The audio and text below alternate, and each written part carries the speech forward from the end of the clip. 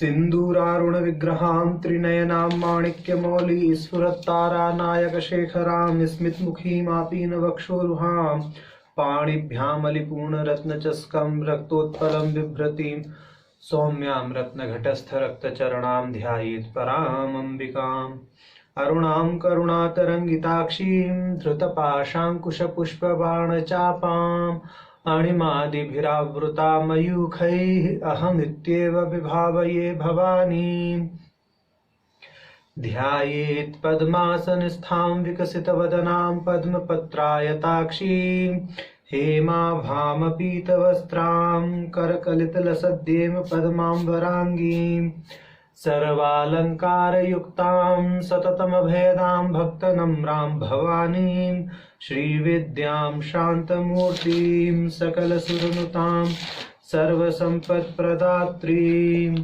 नारायणी नमोस्तुते भगवती।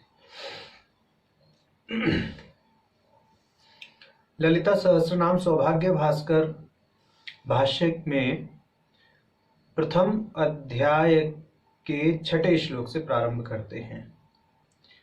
होमखंडे त्वया प्रोक्तो होम द्रव्य विधिक्रमः चक्रराजस्य विद्यायाः श्रीदेव्यादेशिकात्मनोः रहस्यखंडे तदात्म्यं परस्परम् उदीरितं स्तोत्रखंडे बहुविधाः स्तुतयः परिकीर्तिताः। तो यहाँ भगवान हयग्रीव से अगस्त्य ऋषि निवेदन कर रहे हैं।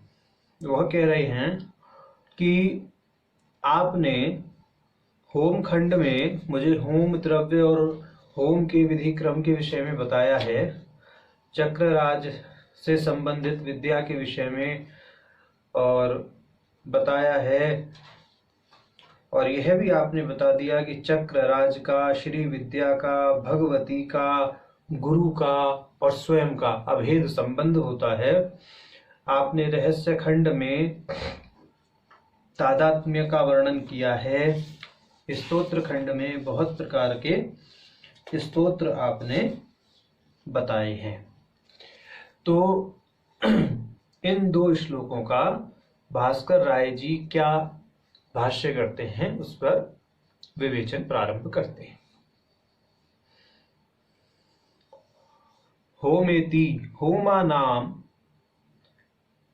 तद्द्रव्याणांश्च तद्विधानां द्रव्य परिमाण आदि रूपाणांश्च क्रमः शब्द मध्ये पाद विक्षेपो निबंधनम इति यावत्।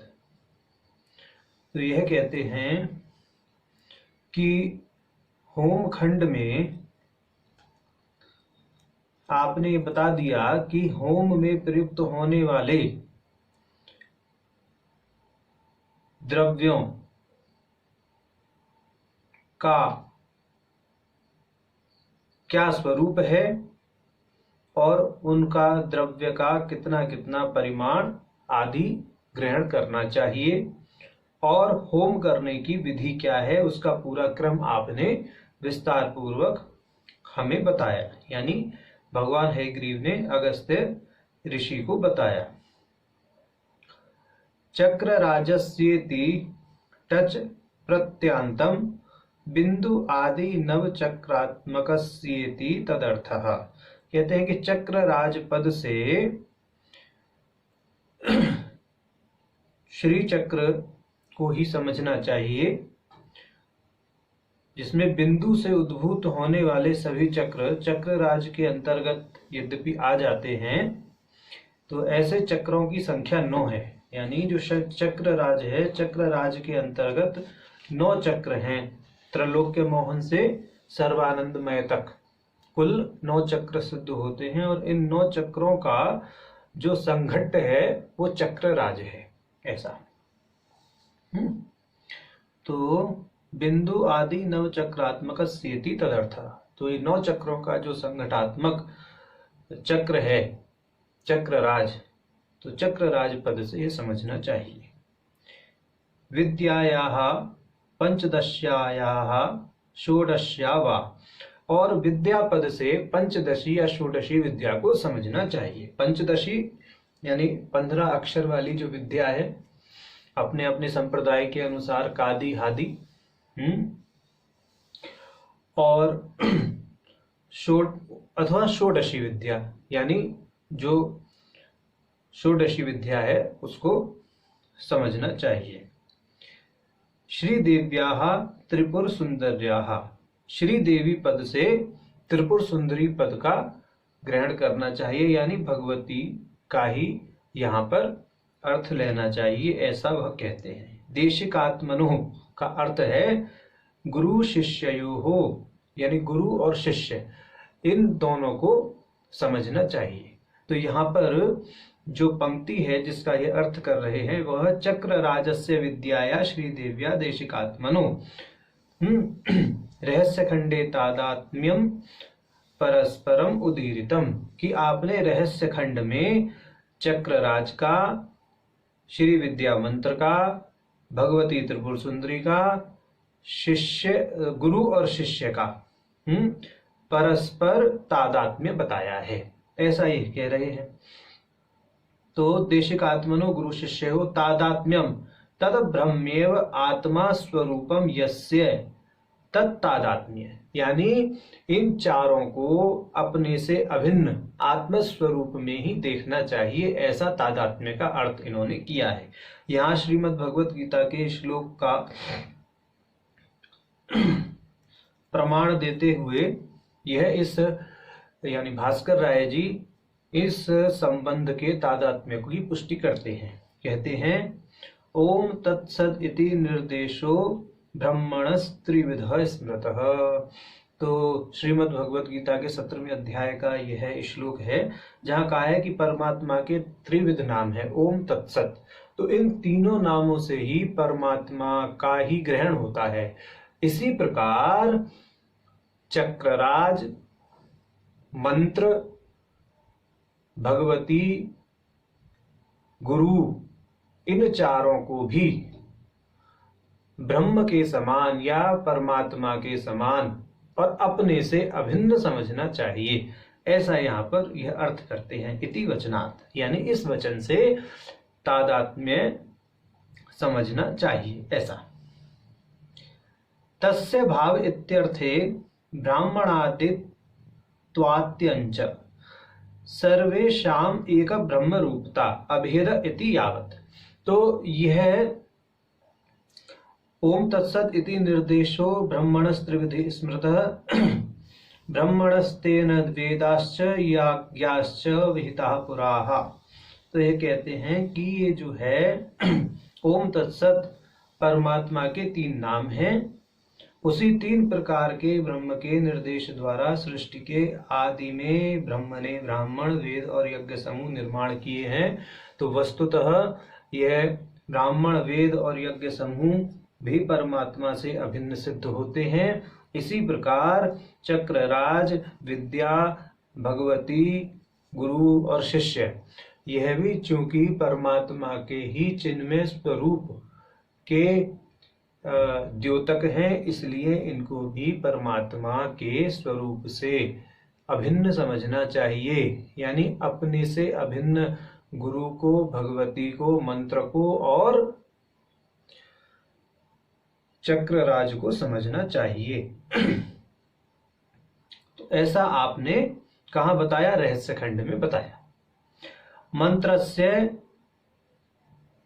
निगर्भार्थ वर्णा अवसरे वरिवस्या रहस्य अस्माभिः उक्तोस्य प्रकारः। तो ये कहते हैं कि यह जो रहस्य है, यानी जो तादात्म्य वाली बात यहाँ कह रहे हैं, उस रहस्य को हमने अपने वरिवस्या रहस्य नामक ग्रंथ के अंतर्गत निगर्भ अर्थ वर्णन के समय विस्तार पूर्वक बताया है।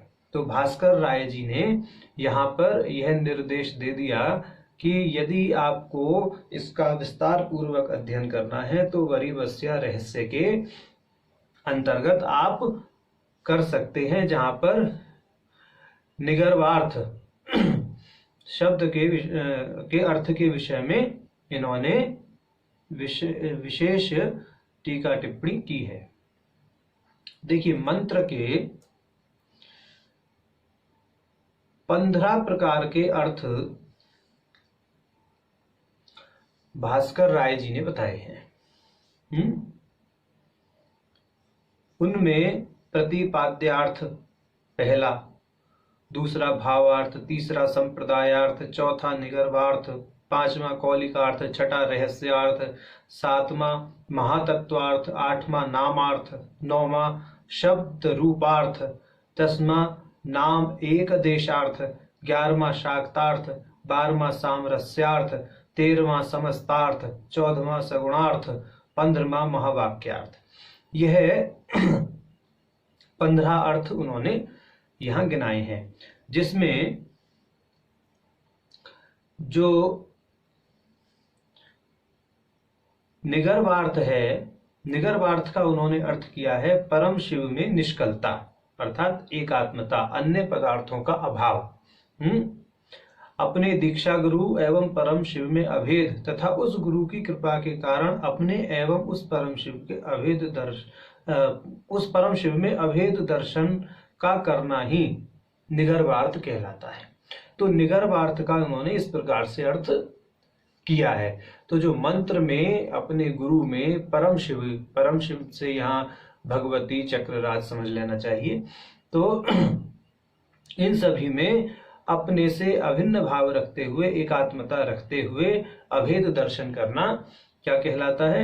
निगर्भार्थ कहलाता है। ऐसा परिवस्या रहस्य के आधार पर यहां पर बताया गया।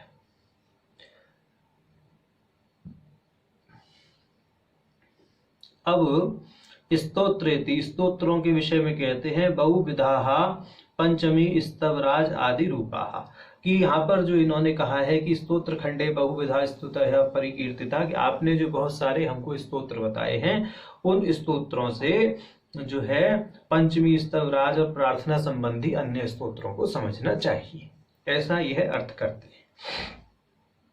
अब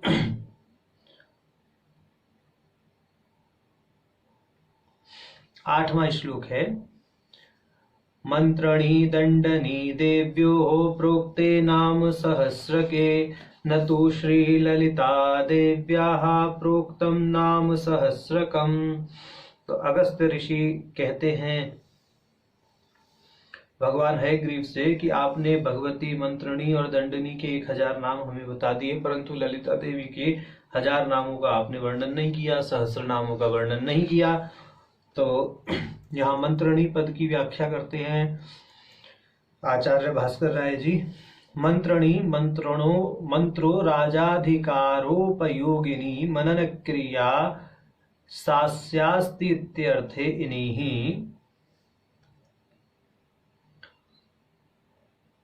नान्तत्वान्डीपः। ये तो प्रत्यय के विषय में बोला।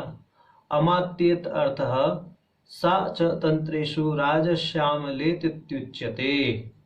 दंडनी दंडो दमन साधनम तद्वती सा च तंत्रेषु बाराही प्रसिद्धा तेश्च ते देव्यौश्च तयोः।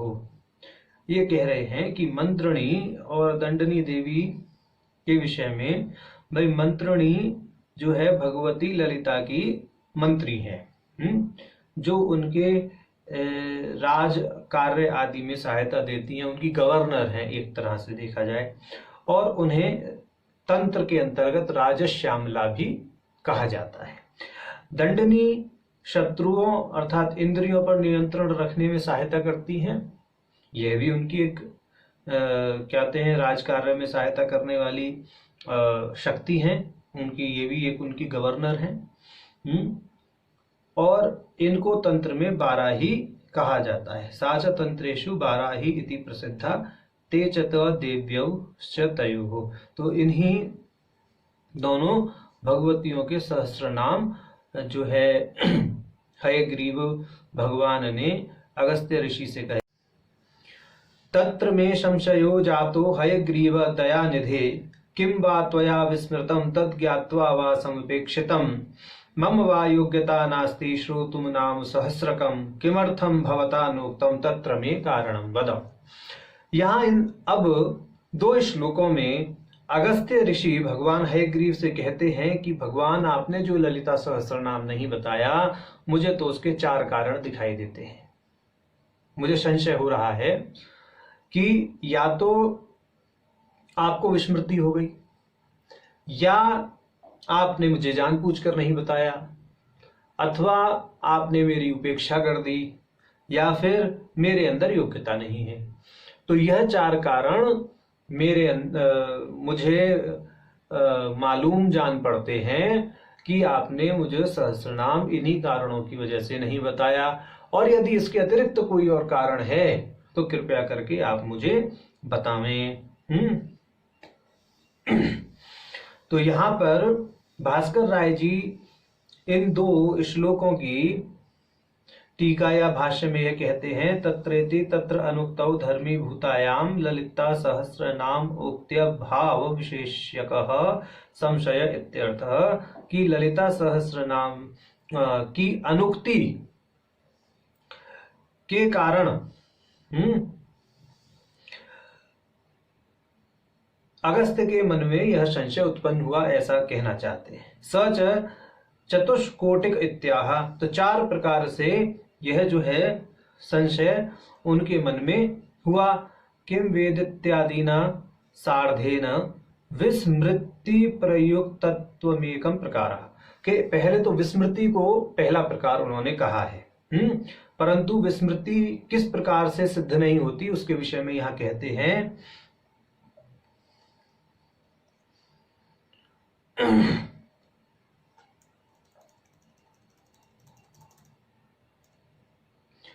सर्वज्ञस्य विस्मरणा असंभवत्वात् प्रकारांतरम महा ज्ञात्वा वेति।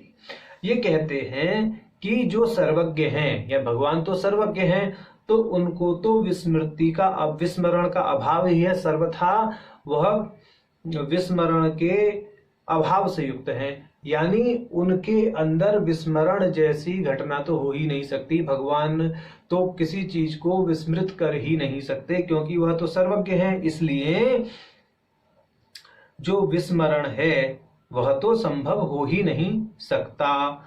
ज्ञात्वा वेति, तो यह हो सकता है कि उन्होंने किसी कारणवश जानबूझ करके ही यह सहस्रनाम अगस्त्य ऋषि को नहीं बताया है। उपेक्षा के विषय में कहते हैं, इष्टानिष्टो भय विषयक प्रवृत्ति निवृत्तियोदासीन्ये नाव अवस्थानम, के इष्ट अनिष्ट भय विषयक जो प्रवृत्ति निवृत्ति विषयक उदासीन की अवस्था है, उदासीन्य की अवस्था है, उदासीनता की अवस्था है, उसे उपेक्षा कहते हैं। तो किसी इष्ट अनिष्ट भय विषयक प्रवृत्ति निवृत्ति के कारण भगवान हयग्रीव ने अगस्त्य ऋषि को यह सहस्रनाम नहीं बताया, वो सहस्रनाम के प्रति उदासीन रहे। ठीक, चूंकि अगस्त्य ऋषि मर्मज्ञ ऋषि थे, तत्वज्ञ ऋषि थे, तो उनके प्रति ऐसी उपेक्षा रखना भगवान का भी जो है यहाँ पर अगस्त्य ऋषि के मन में संशय उत्पन्न करता है।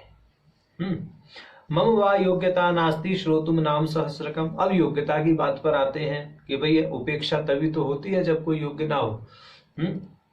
तो यहाँ पर भास्कर राय जी कहते हैं, मित्र शत्रु भृत्योदासीन भेदेन चतुर्विधेषु जीवेषु भृत्यकोटि प्रविष्टस्य शिष्योदासीनत्वायोगे भक्ति जिज्ञासितार्थे भिक्षायां देशिकेन्द्रस्य कृपालु वत्हादिश्चेतयस्तृतीयं प्रकारमाह मम वेति। कहते हैं कि 4 प्रकार के लोग होते हैं। कौन कौन? मित्र, शत्रु, भृत्य और उदासीन, यानी 4 प्रकार के संबंध हैं, उपेक्षित कहते हैं इसको। तो उन 4 प्रकार के संबंधों में, यानी मित्र, शत्रु, सेवक और उपेक्षित व्यक्ति या उदासीन व्यक्ति, उन 4 प्रकार के संबंधों में जो शिष्य का संबंध है वो सेवक के अंतर्गत परिगणित होता है। तो यदि ऐसा है तो गुरु शिष्य के प्रति उपेक्षा की भावना नहीं रखता है, क्योंकि सेवक के अंतर्गत उसको परिगणित किया है और उपेक्षित व्यक्ति की परिगणना अलग की गई है। और जो शिष्य है चूंकि वो भृत्य या सेवक के अंतर्गत परिगणित है और उपेक्षित व्यक्ति के अंतर्गत परिगणित नहीं है, इसलिए आपने मेरी उपेक्षा भी नहीं की। तो मतलब जो पहले संशय अगस्त्य ऋषि ने दिखाया, पहला संशय अगस्त्य ऋषि ने प्रकट किया, उस संशय का भी निराकरण भास्कर राय जी ने किया, क्योंकि उन्होंने कहा कि भगवान को विस्मरण हो गया। अगस्त्य ऋषि ने ऐसा कहा तो भास्कर राय जी कहते हैं भाई भगवान तो सर्वज्ञ हैं, उन्हें विस्मरण हो ही नहीं सकता। ठीक। दूसरा कहा कि आपने जानबूझ करके नहीं बताया, तो जानबूझ करके ना बताना एक कारण संभव है, उस पर उन्होंने कोई टीका टिप्पणी नहीं की भास्कर राय जी ने। उसके बाद में उपेक्षा के विषय में भी उन्होंने कह दिया कि भाई उपेक्षित व्यक्ति की यदि बात की जाए तो 4 प्रकार के संबंधों में जो शिष्य है वह शिष्य तो सेवक के अंतर्गत आता है। और 4 प्रकार के संबंध कौन कौन से हैं? मित्र, शत्रु, सेवक और उपेक्षित व्यक्ति। तो उपेक्षा इसलिए नहीं की क्योंकि अगस्त्य ऋषि जो थे वह भगवान हयग्रीव के शिष्य हैं, तो इस प्रकार से वह उपेक्षित भी नहीं है। अब ये कह रहे हैं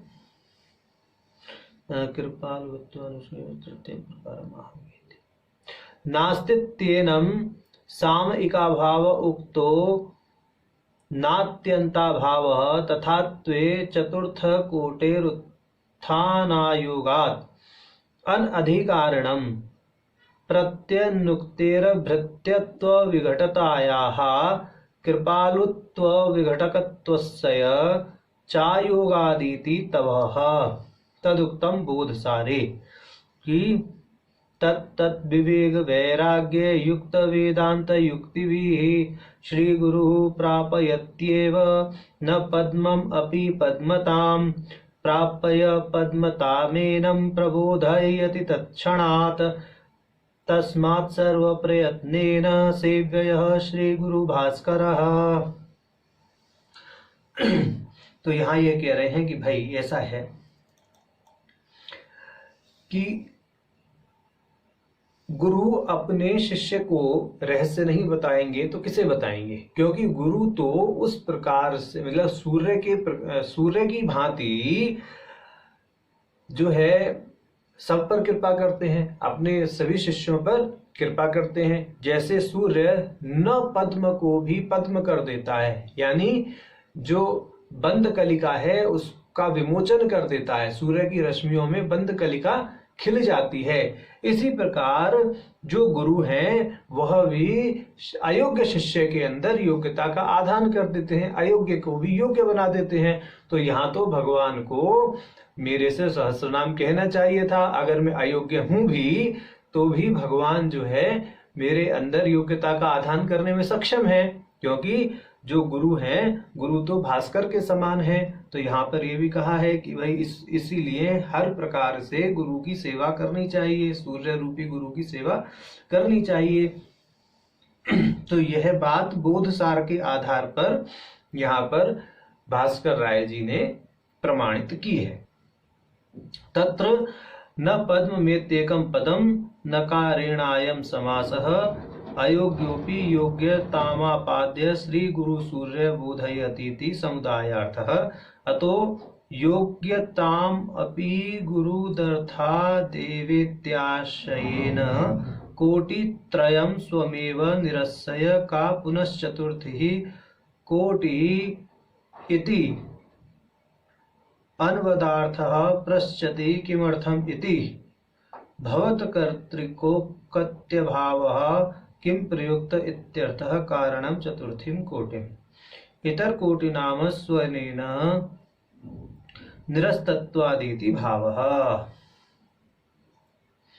तो इस प्रकार ये 4 कारण उन्होंने भगवान हयग्रीव के समक्ष रखे और उनसे यह पूछा कि हे प्रभु, आप मेरे लिए अब यह पहले तो कारण बताएं कि मुझे आपने सहस्त्र नाम का उपदेश क्यों नहीं किया। और ये चारों कारण मैं आपके सामने रखता हूं, मेरी शंका का निराकरण कीजिए। ऐसा यहाँ पर भास्कर राय जी ने इन श्लोकों का अर्थ किया है। तो यहाँ तक अगस्त्य जी के द्वारा कहे गए प्रारंभिक 10 श्लोक प्रथम अध्याय के पूर्ण होते हैं। ओम नमो नारायण।